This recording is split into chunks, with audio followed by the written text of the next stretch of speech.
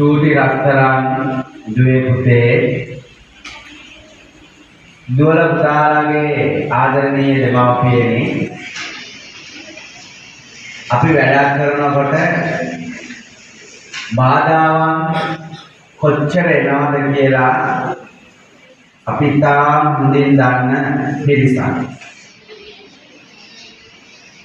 අර සිංහල ජනවහරි කතාවක් තියෙනවා. අපි පුවක් ගහකට නැග්ගොත් ඒකෙත් මොකද්ද? දෙබල.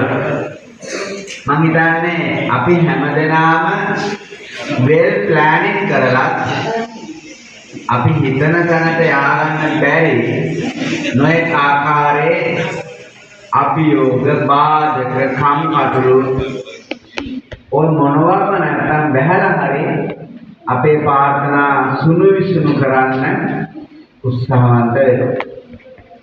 බුදුදහමේ අපට උගන්වනවා අචින්තිතම්පි භවති චින්තිතම්පි විනස්සති කියලා බුදුවරණ. මම අද දහම් පාසල් යනවා මේ උත්සවයට මම සහභාගී වෙනවා. ලබන සතියේ දහම් පාසල් ආපු නැති දරුවන්ගේ නිදහසට කරුණු විමසනවාමයි. ඇයි ඒක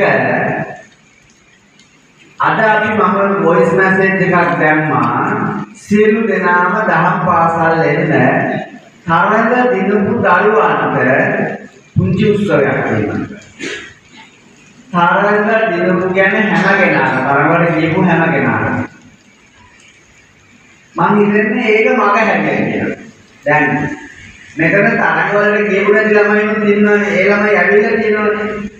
ඒතර ඒ ළමයිට ගෞරවයක් දෙන්න නම් ඒ ළමයිගේ මේ ක්‍රියාව අගය වෙන්න නම් අපි ආපු නැති ළමයින්ගේ නිදහසට කාරණා විමසන්න ඕනේ. අපේ උපකාර වල දෙකක් කරන්න පුළුවන් දෙයක්. එකක් පොදු සාහෘදයකට එකතු වෙන්න කැමති ළමා පිරිසක් විහි වෙමින් පවතිනවා කියන එක.